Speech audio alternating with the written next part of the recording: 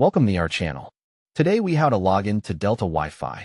Connect to in-flight internet step by step clearly.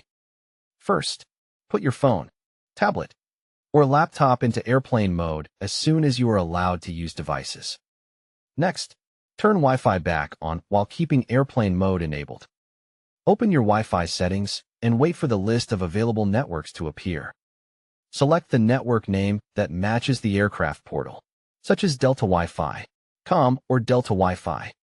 If you are asked for a password, leave it blank and just connect, because Delta Wi-Fi usually does not require one. After you connect, stay on the Wi-Fi screen until you see the status change to connected.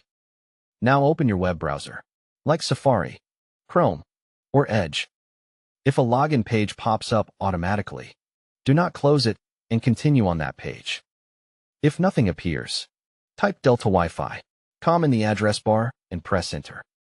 If that still does not load, type 111 in the address bar to trigger the captive portal. On the Delta Wi-Fi portal page, choose the option that fits your needs, like free messaging or internet access. For free messaging, tap the messaging option and review any prompts shown on the screen. Follow the instructions to enable messaging, which may include accepting terms and conditions. If you want full internet, tap the option to buy a pass or start a trial if available. Sign in with your SkyMiles account if you see a login option, because it can unlock member benefits. If you do not have an account, select the option to continue as a guest or create an account if required. Enter your email address and payment details only on the official Delta Wi-Fi portal page.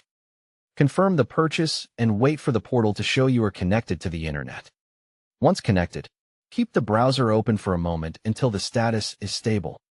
Test the connection by opening a simple website like example.com or running a quick search.